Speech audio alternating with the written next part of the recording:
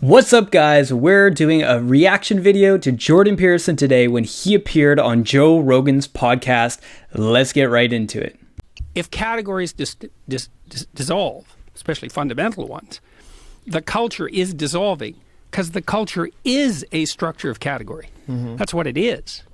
Right. So, in fact, culture is a structure of category that we all share. So we see things the same way.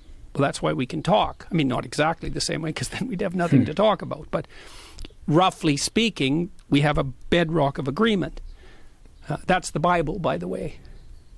So I just walked through the Museum of the Bible in Washington. Joe Rogan. That was very cool. It's a very cool museum. So the structure, that's what the Bible that's what provides. I figured out. I just figured this out this week.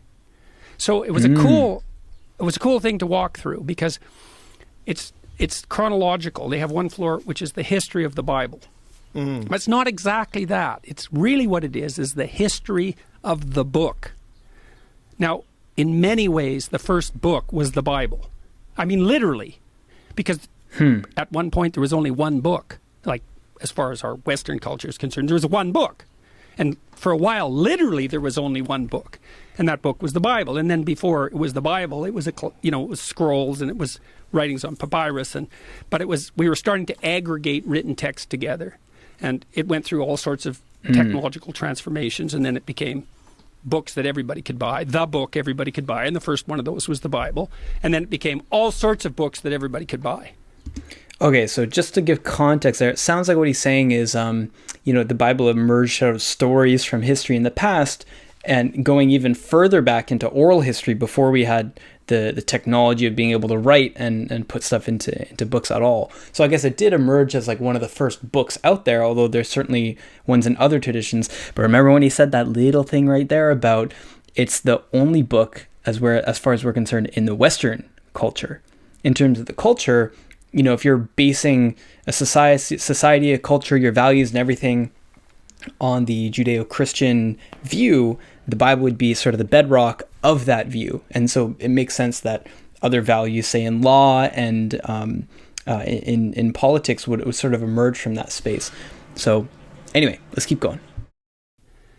But all those books, in some sense, emerged out of that underlying book. And that book itself, the Bible isn't a book, it's a library.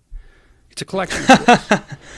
Okay. And so what I figured out was, partly because I was talking to my brother-in-law, Jim Keller, who's the world's greatest chip designer and has now designed a chip that's as powerful as the human brain, which is optimized for artificial intelligence learning, by the way. And so I talked to him about that. He said, "You heard of the internet?" I said, "Yeah, Jim, I've heard of the internet." He said, "This is way more revolutionary than that." So in any case, we were talking about meaning in text because we were talking about translation and the problem of understanding text. And Jim said, the meaning of words is coded in the relationship of the words to one another. And the postmodernists make that case, that all meaning is derived from the relationship between words. That's wrong because, well, what about rage? That's not words. And what about moving your hand? That's not words. So it's wrong, but part of it's right because the meaning we derive from the verbal domain is encoded in the relationship between words. Okay, so I guess it sounds like what he's distinguishing there is between the idea that words themselves aren't just like playthings for us to have verbal fun with, that they actually relate to very real things, like the experience of anger, like having a physical arm. The idea of an arm isn't just defined as the appendage that descends from a shoulder, and shoulder has a definition that has words associated with it, and appendage has a definition. It's like, no, there's actually a thing behind that definition that manifests that's more important even than the definition of appendage or the definition of lower than the shoulder. So now then you think, well, let's think about the relationship between words. Well, some words are dependent on other words. Some ideas are dependent on other ideas. The more ideas are dependent on a given idea, the more fundamental that idea is. Okay.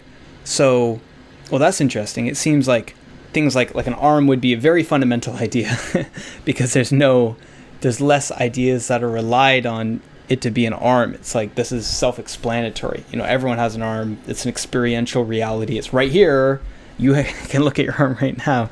There aren't many ideas in between the idea of the arm and the experience of your arm, so to speak. But I think when he's talking more about like how cultures developed and more complicated things, like not, we can't argue the existence of arms. That's not going to be a big thing. But say what we should value as a society, or what we should value as people, that is where some important, where it's important to acknowledge the legacy of ideas and how fundamental an idea is based on the number of other concepts that it relies on. So, for example, property rights. Okay, that's a more abstract thing than an arm. And you might look at the substructure and assumptions and axioms and things that need to be believed before you could believe in something like property rights. So you want to follow ideas back to the root, back to the core, if you want to look at more profound, more universal, more important concepts. That's a definition of fundamental. So now imagine you have an aggregation of texts in a civilization. You say, which are the fundamental texts? And the answer is the texts upon which most other texts depend. And so you'd put Shakespeare way in there in English, because so many texts are dependent on Shakespeare's literary revelations. And Milton would be in that category, and Dante would be in that category, at least in translation. Fundamental authors, part of the Western canon, not because of the arbitrary dictates of power, but because those texts influenced more other texts. And then you think about that as a hierarchy, okay, with the Bible at its base, which is certainly the case. Now imagine that's the entire corpus of linguistic production, all things considered. Now, how do you understand that? Like, literally, how do you understand that? The answer is you sample it by reading and listening to stories and listening to people talk. You sample that whole domain. You build a low-resolution representation of that inside you, and then you listen and see through that. And so it isn't that the Bible is true. It's that the Bible is the precondition for the manifestation of truth, which makes it way more true than just true. It's a whole different kind of true. And I think this is not only literally the case, factually, I think it can't be any other way. It's the only way we can solve the problem of perception. Okay, so the problem of perception is a problem in AI, because robots have a really hard time seeing chairs. And so what I heard there is that there's this need for having a sense of where you're at and a sense of direction in order to exist as a human being. And some of these values are built into you, like hunger is built into you. You can't decide, I don't value food. You're going to value food if you ignore it long enough, right? And it seems like you're born into a culture, and there's going to be literature and books and people speaking and people in your personal life who embody the values espoused in some of those books. And there's going to be books that are based on other books, and some of them are going to be more at the core. And by exposing yourself to enough of that literature, you can kind of get a sense of direction in life inherited from that cultural structure. And I think when he means that low resolution vision of that thing, it's like a low resolution framework for guiding yourself in the world. And maybe the more that you expose yourself to great literature, to more fundamental, more profound books at the base level of a particular culture, the more that you can better have the more resolution you can get on your image of what it means to be a person in that culture, and how you can act in your life within that cultural framework. So that was very interesting. But the problem of AI, that's a bigger thing. That's a topic for another video. But for now, thank you so much for watching. We'll be doing more. Please check them out. Please comment below. If you enjoyed this, subscribe. I'll see you guys next time.